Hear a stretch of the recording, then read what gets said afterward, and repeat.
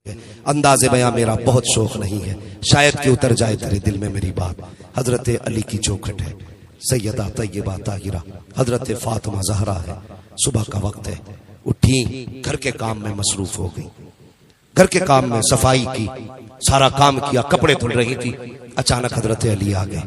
हजरत अली रज़ी अल्लाह तआला अन्हु आए, कहने लगे फातिमा, लगता है आज मेरी फातिमा की तबीयत ठीक हो गई है। क्या बात, आज अपने हाथ से सैयदा काम कर रही है? हजरत फातिमा ने कहा, अली मैंने सारा काम कर दिया, कपड़े भी सारे धुल दिए, बस आपका अमामा रह गया है। अगर हो सके तो ये अमामा भी दे दे, मैं इसको अपने हाथ से धुल दूं। हजरत अली ने वो अमामा शरीफ भी उतार के दे दिया। अमामा शरीफ दिया, हजरत फातिमा ने अमामा शरीफ भी धुला और धुलने के बाद शहजादों को लिया और गुस्ल देने लगी।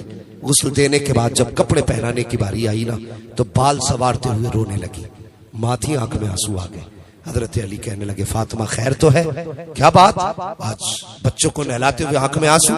सैयदा फातिमा कहने लगी अली, आज एक ख्याल ने रुला दिया। कौन सा ख्याल? फरमाने लगी, आज मुझे ख्याल आया, कल खुदा जाने मेरे बेटों का कोई चेहरा धुलेगा कि नहीं धुलेगा। कल अल्लाह जाने मेरे बेटे के बाल सवारने कोई आएगा कि नहीं आएगा। हजरत फातिमा ज़हरा ने जब इतनी बात कही, हजरत अली की आंख में आंसू आ गए। फातिमा ये ना कहो, ऐसी बातें क्यों कर रही हो? हजरत फातिमा कहती है, अली मेरा दुनिया से जाने का वक्त करीब आ गया है। ये कैसे कह दिया? कहने लगी तहज्जुद की नमाज पढ़ के मुसल्ले पे फज्र के इंतजार में बैठी थी, आंख लगी ख्वाब में मुस्तफा आए थे। फरमाने लगे फातिमा बहुत दिन हो गए, जुदाई तुम्हारी बर्दाश्त नहीं होती, आओ अब तुम अपने बाबा के पास आ जाओ। अल्लाह अकबर इतना कहा, हजरत अली की आंख में आंसू। शहजादों को तैयार किया, फरमाने लगे शहजादों जाओ मुस्तफा के मजार पे मेरा सलाम पेश करके आओ। अल्लाह अकबर, शहजादों को भेजा। उसके बाद सैयदा फातिमा ज़हरा ने हजरत अली का हाथ पकड़ा, पकड़ के कहने लगी अली कुछ बात करनी है, मेरे पास वक्त बहुत कम है, क्या आप थोड़ा वक्त देंगे? हजरत अली ने फरमाया फातिमा कहो क्या कहना चाहती हो। आपने हजरत अली का हाथ पकड़ा, कमरे में गई, हजरत अली को बैठाया, खुद भी बैठी और उसके बाद नबी के शहजादी हजरत फातिमा ज़हरा ने अपना दामन फैलाया, फैला के कहती अली आज फातिमा कुछ मांगना चाहती है। ए फातिमा मांगो, क्या मांगना चाहती है? अल्लाह अकबर। हजरत फातिमा कहती है अली अगर जिंदगी में कोई खता हो गई हो तो माफ कर देना। अल्लाह अकबर। ये बात किसने कही थी? खातून जन्नत ने ये बात कही, सैयदुल अंबिया की शहजादी ने ये बात कही है। उसने कही जिसको मुस्तफा ने फरमाया मेरी फातिमा मलकाए जन्नत है, वो फातिमा कहती है ए अली कोई खता हो गई हो तो माफ कर दिया जाए। हजरत अली की आंख में आंसू है, फरमाते फातिमा किस खता की बात करती हो? पूरी जिंदगी सब्र के सांचे में गुजार दी, कौन सी खता की बात कर रही हो? हजरत फातिमा कहती है ए अली हो सकता है तुमने मुझे कपड़े धोने का हुक्म दिया हो और उस हुक्म की तामील में मुझसे शायद ताखीर हो गई हो, इसलिए अली वो माफ कर दिया जाए। अगर कभी खाना बनाने का हुक्म दिया हो उसमें ताखीर हो गई हो, अली माफ कर दिया जाए। हजरत अली कहते हैं ए फातिमा मुझे अच्छी तरह याद है तुमने अपनी जिंदगी मेरे साथ इस सब्र से गुजारी कि कभी एक लुकमे का सवाल नहीं किया। तुमने पैबंद के कपड़े तो पहने लेकिन कभी लिबास का सवाल नहीं किया। ए फातिमा सारी जिंदगी मुझे तुमसे कोई शिकायत नहीं हुई है, लेकिन फातिमा मैं भी कुछ कहना चाहता हूँ। कहो अली क्या कहना चाहते हो? कहा ए फातिमा अगर कयामत के दिन मुस्तफा के साथ खड़ी हो तो कहीं मेरी शिकायत मत कर देना, ये मत कहना मुस्तफा किसके साथ छोड़ के आए थे, उसके साथ जिसने कभी फातिमा को भरपेट खाना न खिलाया, उसके साथ जो कभी फातिमा को नया लिबास न दे सका। अल्लाह अकबर। हजरत फातिमा की चीख निकली है, फरमाती अली ऐसी बात ना करे। अल्लाह अकबर। अगली बात हजरत फातिमा ने कही थी, अब जरा दिल थाम के सुनना प्यारे। हजरत फातिमा कहती है ए अली एक बात और कहना चाहती हो। कहो अली क्या कहो फातिमा क्या कहना चाहती हो? तब हजरत फातिमा कहती है ए अली मेरे इंतकाल के बाद तुम जिससे चाहो निकाह कर लेना, मैं तुम्हें आजाद करती हूँ। अल्लाह अकबर। तुम्हें पता है ये कौन सी आजादी है? अब जरा दिल थाम के बात सुनना प्यारे। एक दिन हजरत अली ने दूसरी लड़की से निकाह करना चाहा था, दूसरी खातून से। ये बात हजरत फातिमा के कानों तक आई, आपने शहजादों को गोद में लिया, मुस्तफा की बारगाह में आई, या रसूल अल्लाह अली दूसरा निकाह करने जा रहे हैं, मेरे हुजूर मिंबर पे तशरीफ लाए, सहाबा को इकट्ठा किया, हजरत अली को बुलाया, कहा था अली मैंने सुना है तुम दूसरा निकाह करना चाह रहे हो। जी या रसूल अल्लाह, आपने सच सुना है, यही मेरा इरादा है। मुस्तफा के एक तरफ आका हसन बैठे हैं, दूसरी जानिब आका हुसैन बैठे हैं। तब मुस्तफा ने कहा था अली हर मोमिन को 4 निकाह की इजाजत है, लेकिन तुम्हें मेरी फातिमा के होते हुए दूसरे निकाह की इजाजत नहीं है। मैं तुम्हें इजाजत नहीं देता कि मेरी फातिमा के होते हुए तुम किसी दूसरे निकाह का इंतखाब करो। अल्लाह अकबर। आज हजरत फातिमा कहती है ए अली मेरे इंतकाल के बाद तुम्हें इजाजत है, तुम जिससे चाहो निकाह करना। लेकिन जो अगली बात कही है वो कलेजा चीर देती है भाई। हजरत फातिमा ने कहा था ए अली जिससे चाहो निकाह करना, लेकिन याद रखना महीने में कम से कम 2 दिन मेरे बच्चों को दे दिया करना, 2 दिन मेरे बच्चों को दे दिया करना। फातिमा कहना क्या चाहती हो ए अली मेरे 5 बच्चे तनहा हो जाएंगे, हो सकता है तुम अज़दवाजी जिंदगी में मसरूफ हो जाओ और मेरे बच्चों को मेरी याद सताती रखे। इसलिए फातिमा ये चाहती है कि मेरे इंतकाल के बाद अगर 28 दिन तुम अपनी बीवी के साथ गुजारो तो 2 दिन मेरे बच्चों के साथ गुजार लिया करना, हसनैन करीमैन के साथ गुजार लिया करना। अल्लाह अकबर। ये माँ हुआ करती है साहिब जिसको आखिरी लम्हात में भी बच्चों की फिक्र सताया करती है। और एक बात हजरत फातिमा ने हजरत अली से कही थी, ए अली एक बात और कहना चाहती हो। कहो फातिमा क्या बात है। फरमाते अली मेरे इंतकाल के बाद कभी दिन के उजाले में घर में कदम न रखना। हजरत अली कहते फातिमा आंगन मेरा, घर मेरा, चौखट मेरी, दर मेरा, मैं दिन के उजाले में क्यों नहीं आ सकता। तब हजरत फातिमा ने कहा था ए अली घर भी आपका है, चौखट और जागीर भी आपकी है, लेकिन बात यह है अगर दिन के उजाले में आप घर में आते हो तो आपकी जो शहजादी है ज़ैनब वो इतनी हया किया करती है कि मेरी कमर के पीछे छुप के खड़ी हो जाया करती है। वो इतनी हया वाली है कि तुम्हारे सामने आने से शर्माया करती है। ए अली अगर मेरे इंतकाल के बाद तुम दिन के उजाले में घर में आओगे तो फिर मेरी बेटी किसके पीछे छुपेगी। अगर सामने आ गई वो तो हया से पानी पानी हो जाएगी। अल्लाह अकबर। ये राज तब खुला जब हजरत अली बिस्तरे मर्ग पर थे। तब आपने कहा था ज़ैनब आज तक मैंने कभी तेरा चेहरा नहीं नजर भर के नहीं देखा, एक बार जरा चेहरा तो दिखा। हजरत ज़ैनब सामने आई थी, आपने चेहरे से दुपट्टा हटाया, हजरत अली की चीख निकली। फरमाया था ज़ैनब आज बात समझ में आ गई है कि तू इतनी हया वाली क्यों है। शहजादों से कहा था ए शहजादों अगर तुम्हारा जी चाहे कि तुम खातून जन्नत का चेहरा देखो तो जिसने ज़ैनब का चेहरा देख लिया उसने खातून जन्नत फातिमा ज़हरा का चेहरा देख लिया। सुभान अल्लाह, सुभान अल्लाह अकबर। ये माँ होती का दिन के उजाले में नहीं आना।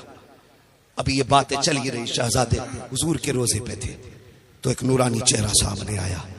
आने वाले ने कहा बच्चों जल्दी करो घर चले जाओ।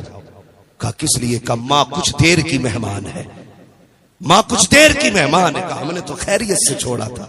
कहा तुम नहीं जानते माँ दुनिया से जाने वाली है। बच्चों ने कहा कौन हो तुम। आने वाले ने कहा मुझे इब्राहिम खलीलुल्लाह कहा जाता है।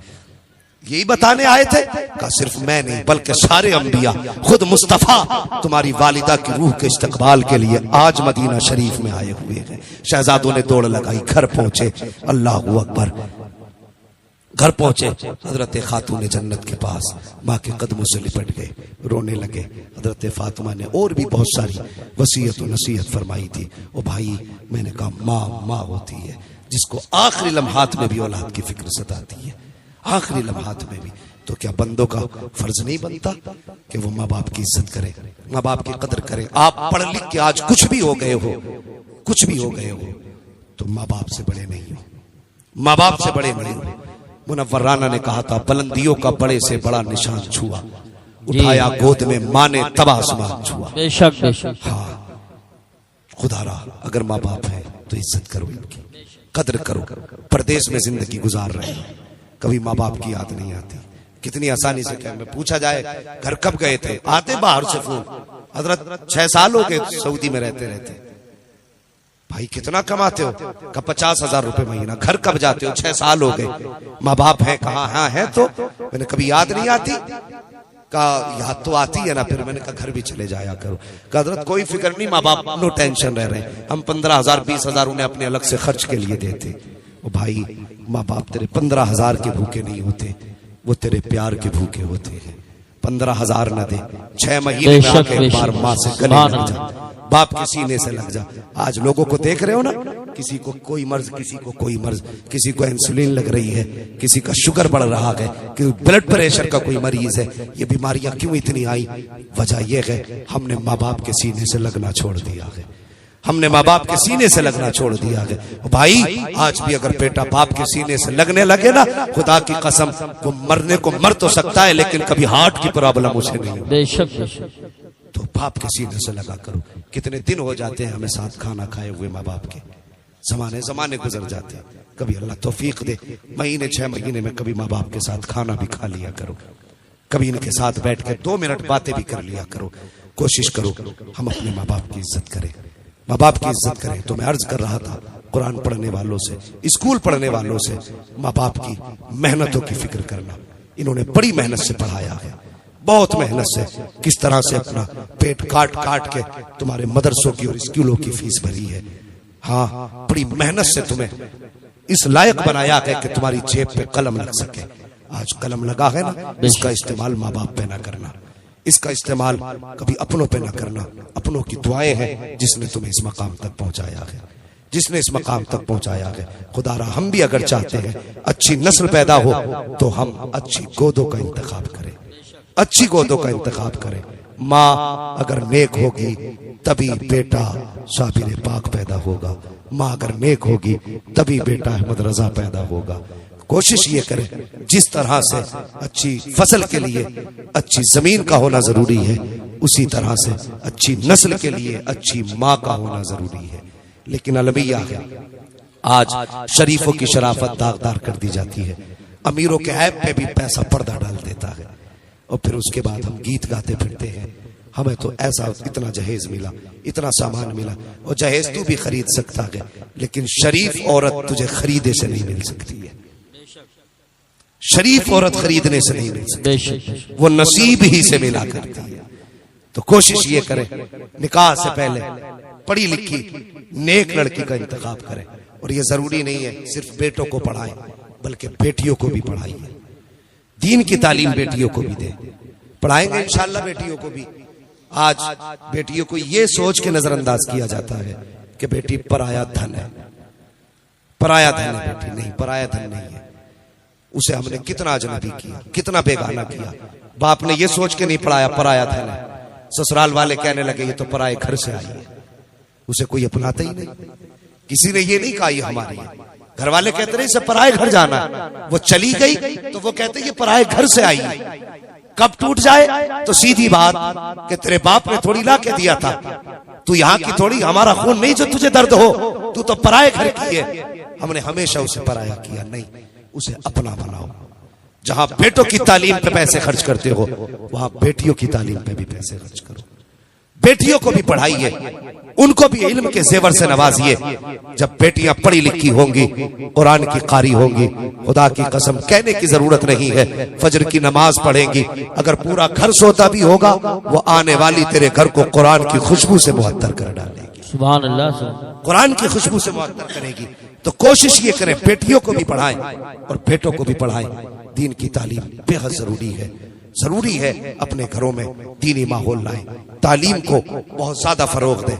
इस वक्त जरूरत है कि हम आगे बढ़ें। और मैं गुजारिश करूंगा अपने समाज से, खुदारा दुश्मन तो पीछे पड़े हैं लेकिन कम से कम हम तो अपनी दुश्मनी खत्म करें, हम तो अपनी दुश्मनी खत्म करें। हम अपने आप को मदरसों से जोड़ें, तालीम से जोड़ें और आखिरत का भी इंतजाम करें, नस्लों का भी इंतजाम करें। बस मैंने जो गुफ्तगू की उसका पूरा मकसद यही था कि हम और आप दीन के करीब हों, उलमा की इज्जत करें, इनकी कदर करें। आपका बेटा अगर हाफिज होगा ना, मैं एक बात कह दूं, बात कड़वी है, माजरत के साथ अरबाब मिंबर से माफी के साथ एक बात कहना चाहता हूँ। आज बंदा मरता है ना तो कहता मेरी नमाज जनाजा अल्लामा तौसीफ साहब पढ़ाए, अल्लामा साहब पढ़ाए, हजरत काजी साहब पढ़ाए, मौलाना अबरार साहब पढ़ाए, कारी हाशिम साहब पढ़ाए। ये तमन्ना करते हैं कि बड़े अच्छे अच्छे लोग नमाज जनाजा पढ़ाए ताकि बख्शे जाए। यही सोचे ना, अच्छी बात है, बड़ा आलिम पढ़ाए बहुत अच्छी बात है, बुजुर्ग पढ़ाए अच्छी बात है, लेकिन एक बात बताइए, अगर यही इल्म आपके बेटे के पास भी, जनाजा आपका हो, मुसल्ले पे आपका बेटा खड़ा हो, फर्क बताइए। मुझे आपने बुलाया जनाजा पढ़ाने के लिए, मैं आया, मैं तो नियत बांधी बन के, भाई मोहब्बत करते थे, नियत बांधी, अल्लाह अकबर, दुआ करके अल्लाह इसे बख्श दे, जैसे आए थे वैसे चले गए। मुझे आपके जनाजे का इतना दर्द तो नहीं होगा ना जितना दर्द आपका आपके बेटे को होगा। इतनी फिक्र मुझे तो नहीं होगी ना जितनी आपके बेटे को होगी। ये कड़वी सच्चाई है। मजा कितना आएगा जनाजा आपका हो, मुसल्ले पे आपका बेटा खड़ा हो। जब वो खड़ा हो तो उसे आपकी कुर्बानियां याद आएंगी। ये वो है जो कभी हाथ पकड़ के मदरसे लेके गया था। ये वो है जिसने उंगली पकड़ के कभी मुझे मदरसे पहुंचाया था। ये वो है जिसने कभी गरीबी के आलम में जेब से 10 रुपए निकाल के दे के कहा था बेटे अभी यही है रख ले। खुदा की कसम जब उसके ये इनामात बेटे को याद आएंगे, आंख में आंसू होंगे और वो रब बड़ा करीम है। अगर माफ करने पे आए तो आंसू के कतरे में बख्श देता है, और अगर वो बेनियाजी पे आए तो पहाड़ बराबर भी सोना दे दो तब भी मुंह पे मार देता है। कम से कम बेटे को ऐसा बना कि जनाजा तेरा हो, मुसल्ले पे बेटा हो, इधर हाथ उठेंगे उधर आंसू निकलेंगे। खुदा की कसम हाथ नीचे बाद में आएंगे, बख्शिश का परवाना पहले दे दिया जाए। सुभान अल्लाह माशाअल्लाह। है अपने बेटों को इस लायक बना लो ताकि तुम्हारे जनाजे पढ़ा सके, जनाजे पढ़ा सके। हाथ तो फैशन हो गए, अमीरों ने पीर खरीद रखे हैं। 20,000 तो कोई भी पीर बुलवा दूंगा नमाज पढ़ाने के लिए। हाँ खुद भी सोचो, कुछ सोचो भाई, खुद बताइए